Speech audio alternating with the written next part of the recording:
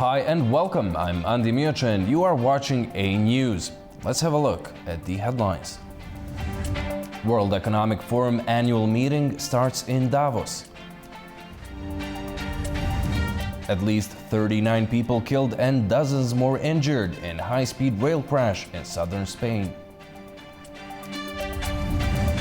Syria announces nationwide ceasefire as army and Kurdish-led SDF report ongoing clashes.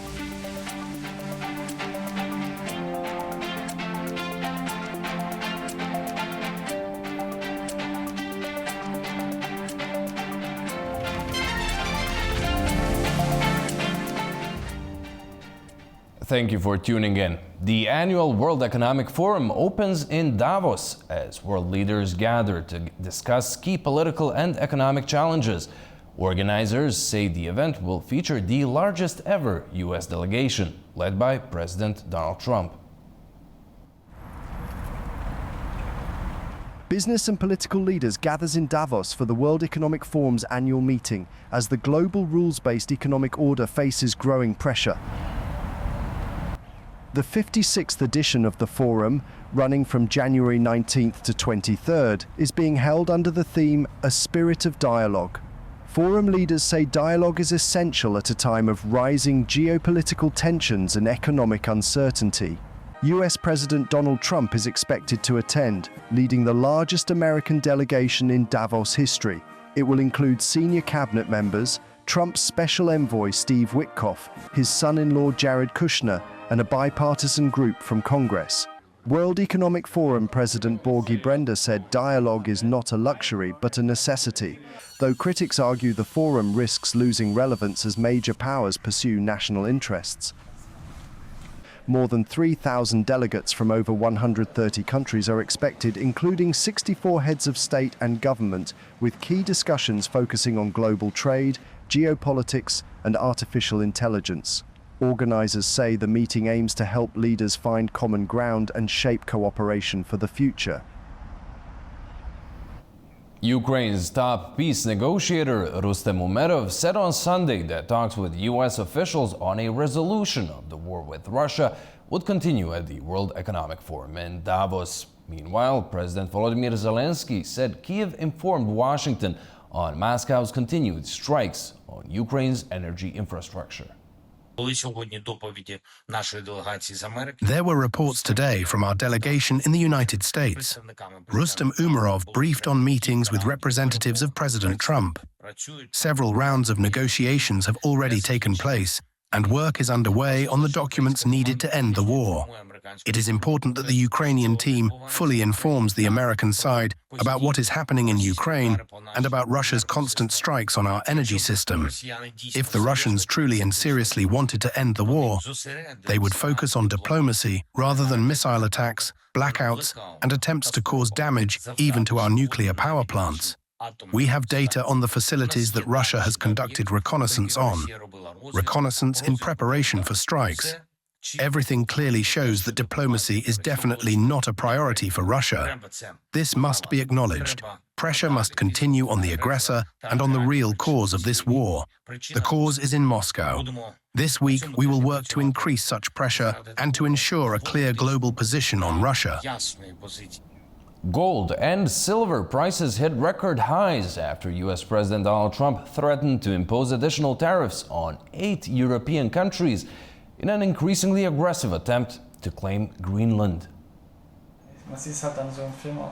Gold and silver prices surged to record highs on Monday as investors flocked to safe haven assets. Spot gold rose 1.6% to more than $4,670 an ounce. Silver jumped 4.4% to more than $93 after peaking at $94.8. It comes after US President Donald Trump's threats to impose extra tariffs on European countries over the control of Greenland. He announced a 10% import levy from the 1st of February, rising to 25% from the beginning of June, if no agreement is reached over the world's largest island. European leaders condemned the move as blackmail. UK Prime Minister Keir Starmer and European Commission President Ursula von der Leyen both criticised the plan, warning it could weaken NATO alliances and disrupt trade agreements. France also suggested possible economic countermeasures. It's only the latest. On Sunday, Starmer says he spoke to Trump after talking with the Danish Prime Minister, EU and NATO leaders to caution him that imposing tariffs on allies is wrong. Meanwhile, European Union ambassadors say they've reached a broad agreement on Sunday to intensify efforts to dissuade Trump's tariffs from being imposed. They say they're also preparing retaliatory measures in case the duties do go ahead. At least 39 people have been killed and dozens more injured in a high-speed train crash in southern Spain. Prime Minister Pedro Sanchez vowed an investigation will uncover the cause of the crash, as the country declared 3 days of mourning. A high-speed train has derailed near Cordoba, Spain, colliding with another service and leaving dozens killed and injured. Authorities have suspended rail links between Madrid and southern Spain. The accident happened around 7:45 p.m. when the rear of an Ireo train from Malaga to Madrid derailed, crossed onto the opposite track and struck a Renfe train heading from Madrid to Huelva. Officials says the rear of the Ireo train slammed into the front of the Renfe service, knocking carriages off the tracks and down a 4-metre slope. At least 4 wagons were fully derailed, with the Renfe train's front section sustaining the worst damage. The Ireo train was carrying around 300 passengers, and the Renfe train had about 200. 73 injured passengers were taken to hospitals across Andalusia. Rescue teams worked through the night in a hard-to-access area, assisted by local residents, Spain's military emergency units, firefighters and the Red Cross. All survivors have now been rescued, though officials warn that additional victims could still be found. Rail services between Madrid and Andalusia will remain suspended while investigators look into the cause of the crash. The investigation could take up to a month. In Portugal, former Socialist Party leader António José Seguro has taken the lead in the first round of presidential elections ahead of the far-right candidate André Ventura. As none of the candidates secured an absolute majority, they'll face each other in a February 8th runoff election. Moderate socialist António José Seguro is leading the first round of Portugal's presidential election, with far-right leader André Ventura in second, according to exit polls and partial results. With nearly 80% of votes counted, Seguro has just over 30%, Ventura 25.6%, and João Coutrinho de Figueiredo of the pro-business Liberal Initiative likely came third with 16 to 21%. Ventura's Chega party, founded 7 years ago, has quickly become the main opposition in parliament, campaigning on strong anti-immigration policies. Ventura says he wants to unite the right and prevent another socialist president.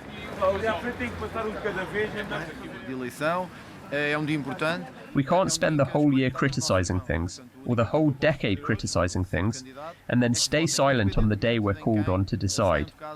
We have to make choices for the country, and today, whether the choice is one or the other, what matters is voting. Democracy wins when we vote, when we choose, when we participate. Analysts say Ventura's appeal is limited beyond his core supporters, and polls suggest he is likely to lose the runoff. The runoff is scheduled for February 8th. It's only the second in 40 years, reflecting growing political fragmentation. While largely ceremonial, Portugal's presidency still holds key powers, including vetoing laws and dissolving parliament. U.S. President Donald Trump wants countries to pay $1 billion to gain permanent membership on the so-called Board of Peace overseeing Gaza. The draft document, seen by Bloomberg, says that members who do not pay will have a maximum 3-year term. 60 countries have been sent a draft charter proposing a new Board of Peace to oversee Gaza. According to the document sent by the Trump administration and seen by Reuters, nations would pay $1 billion for a permanent seat. Those who do not contribute would be limited to 3-year terms. All funds are earmarked for Gaza's reconstruction. US President Donald Trump would chair the board for life. Confirmed members include former British Prime Minister Tony Blair, senior advisor Jared Kushner, and World Bank President Ajay Banga. However, analysts see a broader ambition behind the billion-dollar price tag, since the draft mentions the board can later expand it to deal with other conflicts. So it's clear that Gaza might be the beginning, but it isn't the end of the Board of Peace as far as the Trump administration is concerned. And it may, that secondary role of kind of replacing existing multilateral institutions might even be more of a priority than its primary function in Gaza for this administration, since Gaza doesn't really have any real strategic value for Donald Trump. Day-to-day governance in Gaza would be handled by a Palestinian technocratic committee, but the main Board of Peace includes no Palestinian representatives, raising concerns that the structure could sideline local interests.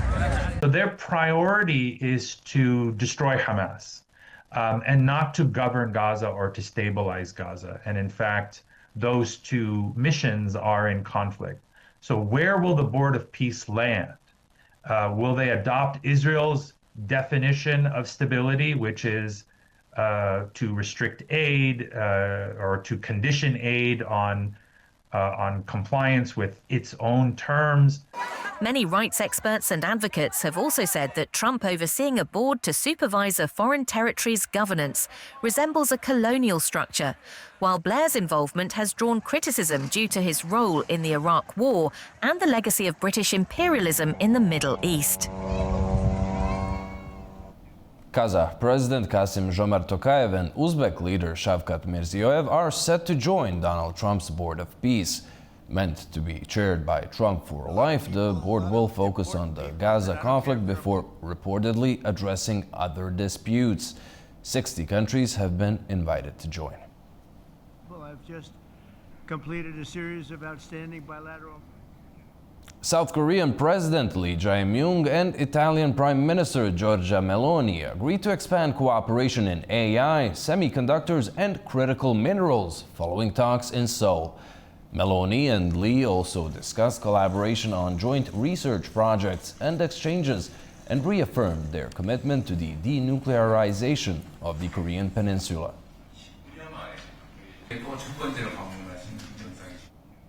China is facing extreme winter weather, with temperatures falling to as low as -47 degrees Celsius in some regions. Authorities have activated emergency measures, including transport adjustments and snow clearance, while urging residents to take precautions amid ongoing blizzards and icy conditions. Our Mahnur Makhdoom reports from the ground. China has ramped up emergency response measures as severe cold waves and heavy snowfall sweep across large parts of the country, disrupting transport, energy supply, and daily life in several regions. In some regions, temperatures plunged to around -47 degrees Celsius. Authorities have issued multiple cold and snow alerts, warning of plunging temperatures, icy roads, and blizzard conditions affecting northern, central, and eastern provinces. Local governments have activated contingency plans, including road closures, flight and route schedule adjustments, and emergency assistance for vulnerable population. Officials have prioritized maintaining energy and heating supplies as demand surges amid freezing conditions. Emergency teams have been deployed to clear snow from highways and urban roads, with traffic police and transport department coordinating to reduce accident risks and ensure the movement of essential goods. The cold spell comes at a peak winter period, increasing pressure on public services and logistics systems. Officials have urged residents to take precautions against frostbite and hypothermia, avoid unnecessary travel in affected areas, and follow local advisories. Meteorological agencies said that the cold and snow are expected to persist in some regions in the coming days, keeping emergency response mechanisms on standby until conditions stabilize. Manu Makhdoom, A News, Beijing. After a short break, we'll be taking a closer look at this year's World Economic Forum in Davos. Do stay tuned.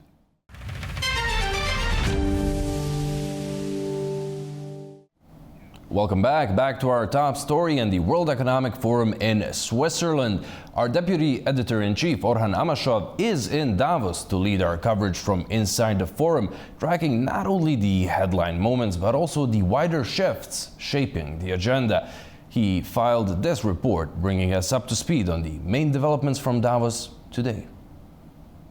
The 56th World Economic Forum annual meeting has kicked off here in Davos, Switzerland. The air in this beautiful, picturesque alpine town city is thick with the talk of fragmentation and need for consolidation. And that probably explains the reason why organizers decided to choose a spirit of dialogue as a framework for this year's discussions. Well, Davos Forum, and this forum is no exception in that particular respect, has always been described as a global altar of economic discussion and a place where the convergence of geopolitics and geoeconomics is happening. Many geoeconomic narratives are being quite often tested here in Davos, Switzerland, and this year is going to be absolutely no exception in that particular respect. But US representation is one of the key topics. President Donald Trump is going to deliver a speech on the 21st of January during that 2-hour session, and many analysts are already talking about some form of the J.D. Vance effect being reproduced. That very speech which was delivered a year ago during the Munich Security Conference, where the US Vice President criticized European civilization and European allies of the United States, are in the minds of many people here. And many people say that Donald Trump could make a Davos speech in the self-same spirit. Well, this particular forum is highly representative. About 3,000 participants from 130 countries are here in Davos, and about 400 top political leaders. Amongst them there are 65 heads of government and state, which will be here throughout this 4-day forum discussing the world's global pressing issues. And of course, around 100 the entrepreneurs, the leaders of the tech businesses will be present here as well. Well, as long as the South Caucasus is concerned, President Aliyev of Azerbaijan and Armenian president are here. And President Aliyev has already received and conducted a number of meetings with chief executive officers and entrepreneurs of the global order. And all of these meetings have been conducted at the request of those entrepreneurs. Well, back to the point about the forum itself. But this year, of course, there are 5 key pillars which can be understood within the framework of spirits of dialogue: geoeconomics, geopolitics, social growth, human development, responsible innovation, which effectively means that emergence of after artificial intelligence, which is one of the key themes, emergence of quantum computing are going to be amongst the most important matters. And quite often people are talking here about the quantum leap and about the way our decision making will be accelerated to the extent that the way power and technology are being perceived by us are going to change to the extent that we are not able to grasp fully at this particular juncture. I'll be here throughout these 4 days, every step of the way, informing you, analyzing and reporting from here, Davos, Switzerland. Orhan Amashov, A News. Joining us now from Davos to talk on the issues most likely to top the agenda is strategic intelligence creator Richard Moore. Welcome, Richard. Great to have you on the program. What do you expect will be the single biggest theme to dominate Davos this week? I think it's no secret that a certain person was absent last year and is due to give a long-awaited speech in 2 days. The Trump administration are back in town. I think that's the biggest story. There are obviously other stories, and personally I mapped out the whole conference and the 5 themes you just mentioned in exhaustive detail. But if we're talking the biggest story, it has to be Trump and his speech. Analyze the program. I noticed that the schedule left a big gap around his speech. All the other sessions, basically, Trump has his own kind of golden hour. So it'd be very interesting to see how that one develops. Yeah. What do you expect to get the most attention behind closed doors at all those meetings, even if it's not said publicly? As most of you probably know, there is a bit of America and Norway at the moment, which is being used to justify the saber rattling. I didn't get Nobel Peace.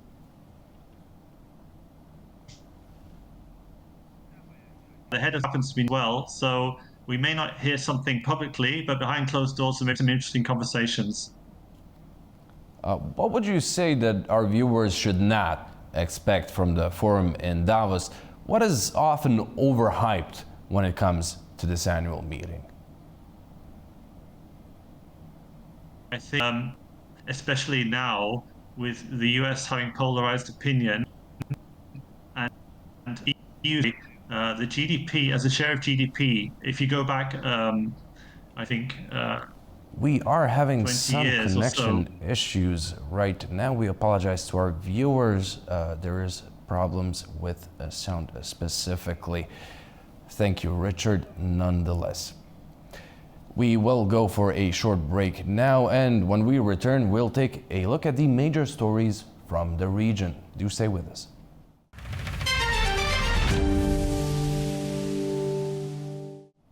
Welcome back. Just to remind our viewers, Azerbaijan's President Ilham Aliyev has arrived in Switzerland to participate in the annual meeting of the World Economic Forum. Accompanied by First Lady Mehriban Aliyeva, President Aliyev was welcomed by Swiss officials at the Zurich International Airport.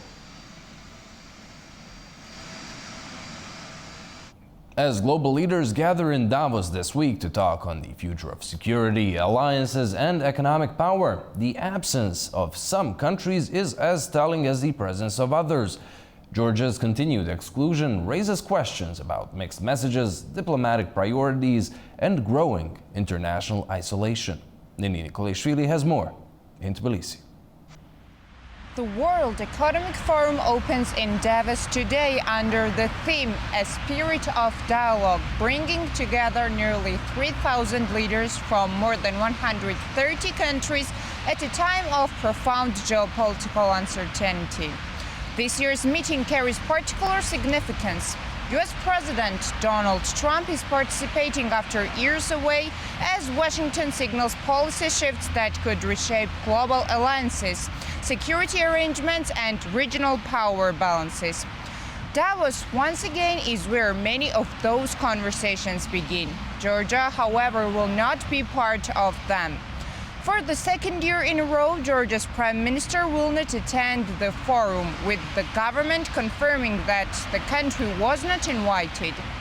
Last year, officials said that participation in Davos was not a priority, a position that contrasts sharply with the government's repeated statements about seeking renewed engagement and partnership with the United States.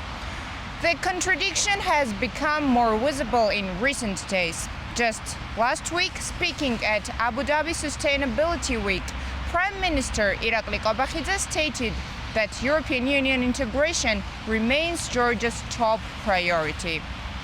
Yet, Georgia's continued absence from key Western political platforms suggests a widening gap between declared ambitions and diplomatic reality.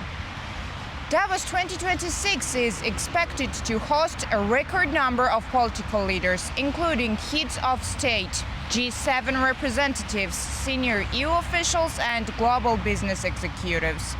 Discussions will focus on geopolitical risk, contested alliances, economic resilience, and the future of global cooperation, precisely the issues shaping Georgia's strategic environment. Analysts note that the isolation is not always declared. It is often reflected in absence.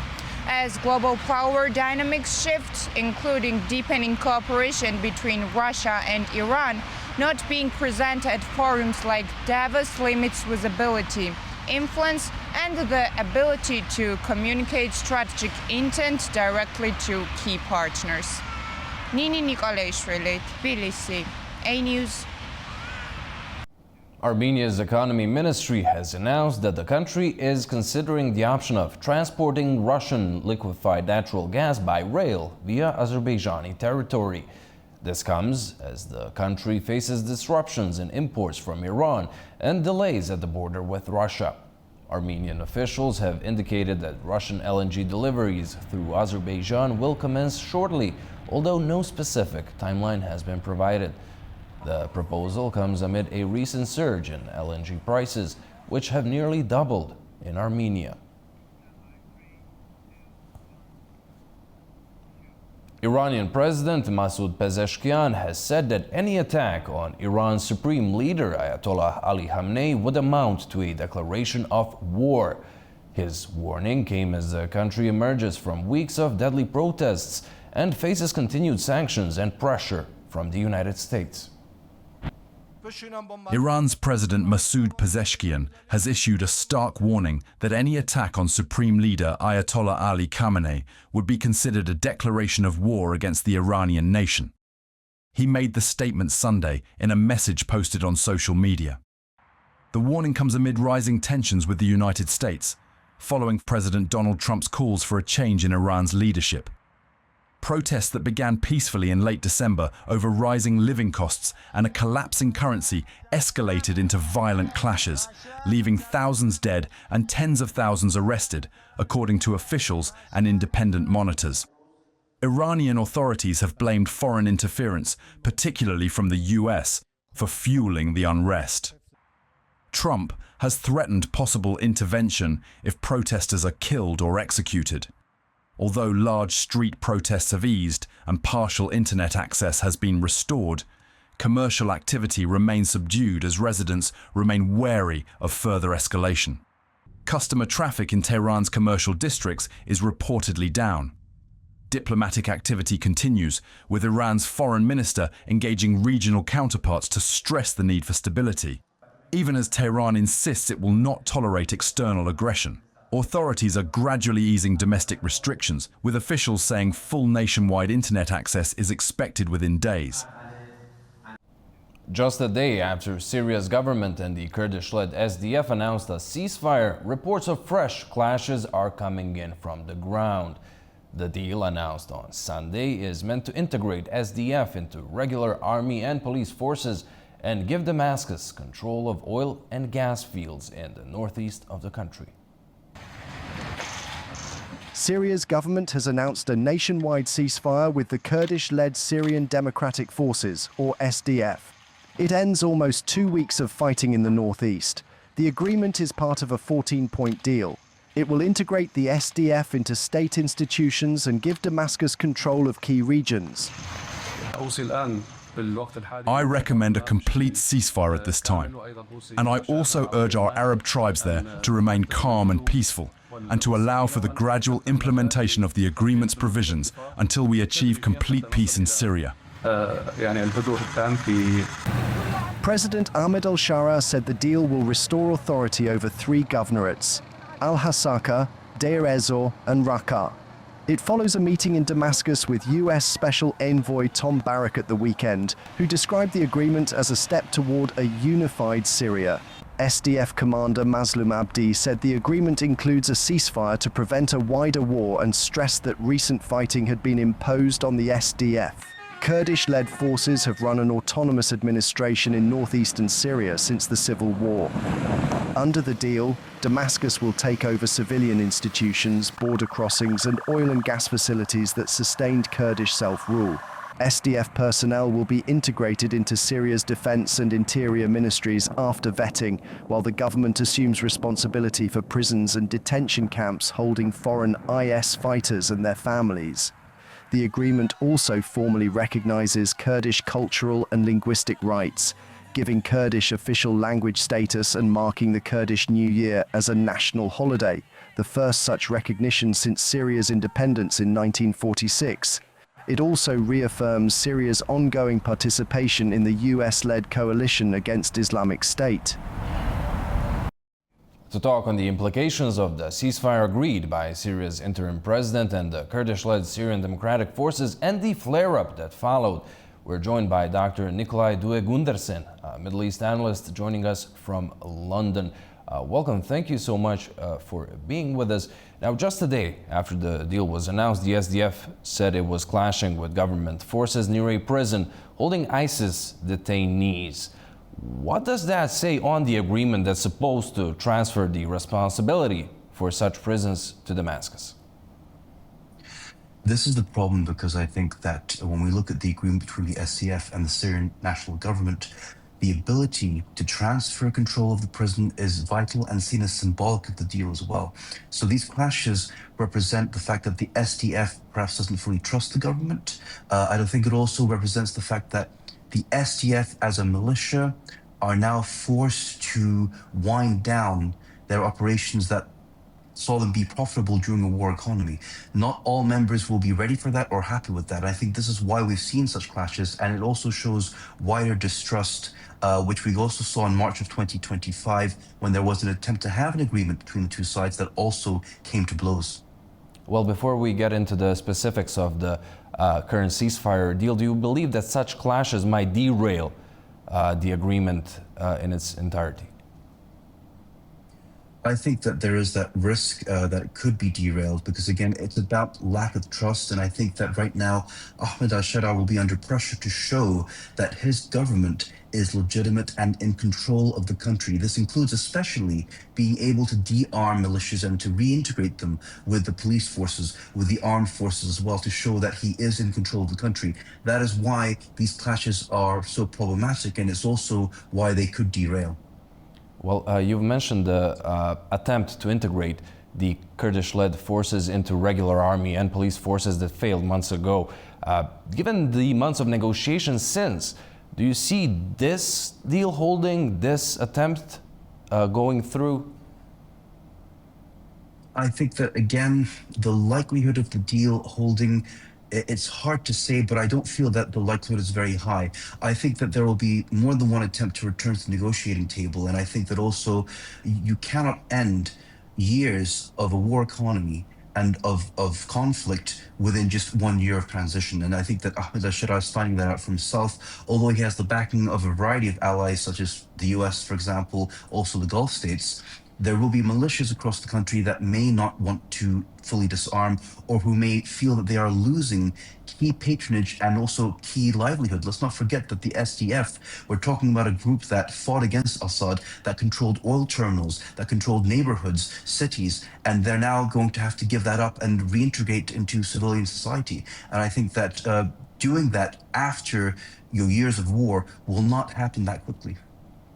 Well, the deal does entail Damascus taking over the control of overdose oil and gas fields in the north and the east. What can that change for Syria's government? Well, this is a very important and vital aspect of the economy. So Syria has approximately, as of 2010, it had 2.5 billion barrels worth of oil. Now we're talking about more, sort of 1.8 billion. Either way, the advantage of access to oil is that it could help sort of inject cash into the economy more quickly. It's also a mark of stability. What a lot of countries are trying to see now is, can Ahmed al-Sharaa control the oil fields and gas fields? Can he resume oil production? And can it be predictable? These are key indicators for oil companies wanting to come back into, for example, Syria. And I think that if the government can regain control of those areas, they will be able to ramp up production, ramp up export, and of course, the money from those exports goes straight back into rebuilding the country and its infrastructure. In September 2025, we actually saw that there was a resumption of oil exports, about 600,000 barrels. That was seen as quite a strong moment because it was a way of saying that we are now open for business again and we are stable. That is the key narrative that al-Sharaa needs to present, the ability to lead a stable Syria. That is more important now than democratic transition. Well, we've seen the U.S. envoy hailing this latest agreement as a step forward toward a unified Syria. How far along would you say Syria and its president are in this reintegration and unification effort? We are still in the early stages. I think we have to remember that there was a protracted conflict. There was also several decades of Assad rule, not just Bashar al-Assad, who has fled to Moscow, but also his father before him. So you don't undo decades of that kind of corruption within a year. However, al-Sharaa seems to have the backing of major allies. He has the Gulf states, he has Saudi Arabia, who of course have access to Washington. He has the United States and Trump, who is willing to do business with him. So I think that he has the backing of the international community. What he needs to do now is to shore up the backing of his domestic constituents, if you like. So he needs trust within the country. We have seen that under al-Shara so far, there have at times been clashes with Alawites. There have been clashes with the Druze as well, these communities or minorities in the country. That has to be addressed for Syria to move forward. On the other hand, let's not forget that there are many Syrians who have returned home. This is something that Turkey was concerned about because Turkey has hosted quite a lot of refugees, and now many of them have started to return home, and I think that will continue. So now al-Shara wants to present that he's in control of the country and it is safe to return. That will be the main narrative he has to focus on for the next few years, I suspect. Nikolai, thank you so much for joining us and providing us with your insight. Thank you. After a short break, we will take a look at some regional news. Do stay tuned.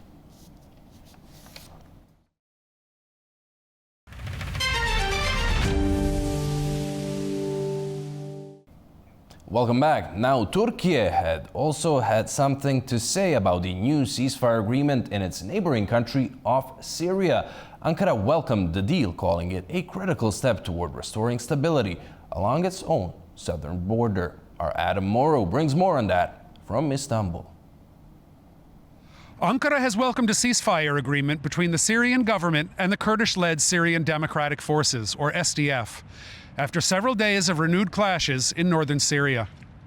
A Turkish government spokesman described the deal as a critical step toward achieving what he called a terror-free region along Turkey's border. Announced on Sunday by Syrian President Ahmed al-Shara, the agreement calls for an immediate halt to hostilities between Syrian government forces and SDF fighters. The deal also stipulates that all Kurdish civilian and military authorities in the area be brought under the control of the central government. U.S. Ambassador to Turkey, Tom Barak, who also serves as Washington's special envoy for Syria, welcomed the agreement, calling it a pivotal moment. He also noted that key details still needed to be finalized. In a phone call with his Syrian counterpart, Turkish President Recep Tayyip Erdogan said Turkey's support for Damascus would continue to grow, particularly in the field of counterterrorism. Although backed by the United States, Ankara views the SDF as a terrorist organization due to its close links to the Kurdistan Workers' Party, or PKK, which for decades waged a violent insurgency against the Turkish state. The ceasefire follows several days of fighting in which Syrian forces reportedly captured a number of SDF-held positions, including key oil facilities. This is Adam Morrow for A News in Istanbul, Turkey. Now to other news in the region. A massive fire that tore through a shopping center in Pakistan's largest city, Karachi, has killed 21 people, including a firefighter, and rescuers are racing to find dozens more still missing. It took firefighters more than 24 hours to put out the blaze in Gul Plaza that started on Saturday night. The building housed 1,200 stores and spanned 8,000 square meters. Parts of the building have collapsed, with officials saying the debris and lack of ventilation were hampering rescue efforts. Tuesday marks 36 years since the tragic events of January 20th, 1990 in Azerbaijan, known as Black January. Late on January 19th at 11:30 p.m., Soviet troops entered Baku, then part of the Soviet Union, to suppress the growing independence movement. In the crackdown that followed, 147 civilians were killed. More than 3 decades on, the events are being remembered across the country as people prepare to honor the victims and reflect on a defining moment in Azerbaijan's modern history.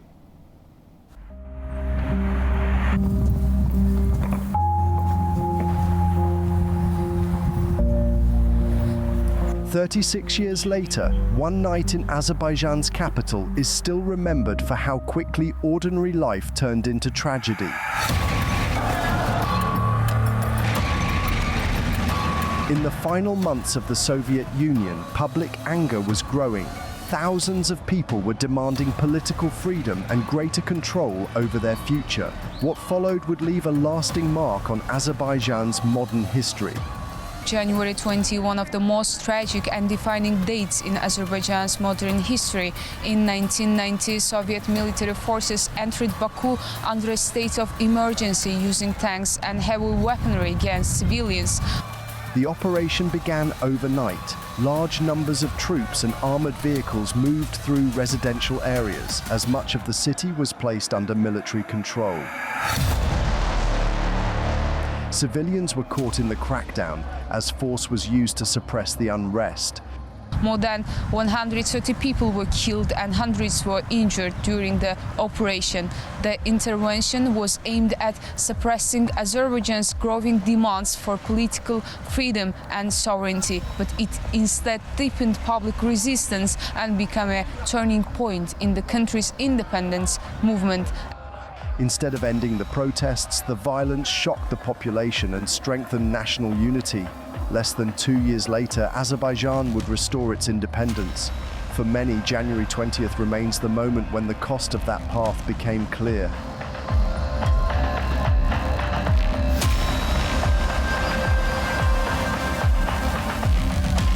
As the country commemorates the anniversary, people continue to arrive at Martyrs Alley in Baku to pay tribute.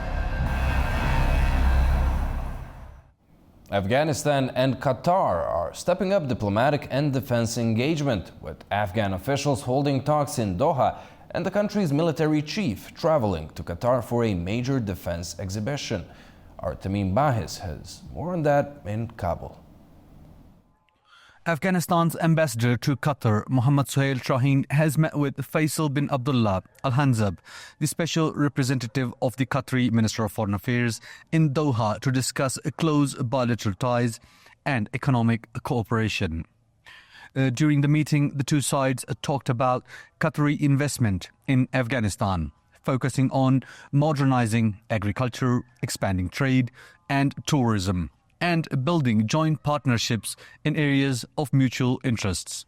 Both sides stressed the need to increase cooperation in these fields and keep regular contact. The diplomatic talks comes as Afghanistan's Chief of Staff of the Armed Forces, Mohammad Fasehuddin Fitrat, travelled to Doha on Sunday on an official visit. The Afghan Defense Ministry said that Fitrat is attending the Doha International Defense Exhibition, known as DIMDEX, which brings together military technology and defense experts from around the world. Qatar is hosting the 9th edition of DIMDEX from 19 to 22 January 2026 under the patronage of Sheikh Tamim bin Hamad Al Thani, Emir of the State of Qatar, and organized by the Qatar Armed Forces. Qatar has long played a key role in Afghan diplomacy, hosting the Taliban political office and the 2020 withdrawal talks with the United States. While Qatar has not formally recognized the Taliban government, it has accepted Suhail Shaheen as Afghanistan's ambassador to Doha. The latest talks and the defense visit show continued contact between Kabul and Doha, as both sides look to strengthen political ties, boost economic cooperation and stay engaged on regional security issues. Tamim Bahis in Kabul, A News. Uzbekistan has begun relocating dozens of environmentally hazardous factories out of Tashkent as part of a nationwide effort to improve air quality and reduce pollution in major cities. Our Sevilla Rajapova has more. Uzbekistan has launched a large-scale program to allocate environmentally dangerous and energy-intensive industrial enterprises from Tashkent. Under a presidential decree, a special government commission has identified 87 industrial facilities in Tashkent that must be moved outside residential areas. The list includes cement and asbestos plants, leather and footwear factories, metallurgical enterprises, poultry farms and other high-emission producers. The program also covers Nukusan regional centers and will be implemented in stages. One of the enterprises scheduled for relocation is the Uz-Torture-Med non-ferrous metals plant. Classified as a high-risk ecological facility, it will be transferred to an industrial zone in Jazakh region. Environmental inspections last year recorded several pollution violations at the site. Outdated smelting furnaces will be dismantled and replaced with cleaner equipment, cutting emissions by more than 226 tons a year. The relocation comes as Uzbekistan faces growing environmental pressure. Industrial emissions remain one of the main sources of air pollution, while Tashkent has repeatedly ranked among the cities with the highest concentrations of harmful particles in the region. Officials say the initiative should significantly improve air quality, reduce health risks and create safer living conditions for the residents. It is Sivila Rajapova reporting from Tashkent, Uzbekistan, A News. Well, that's all we have for you for now, but don't go anywhere. Coming up on A News Special on the 36th anniversary of the tragic events of January 20th, 1990 in Azerbaijan, known as Black January. Thank you very much for watching and stay tuned.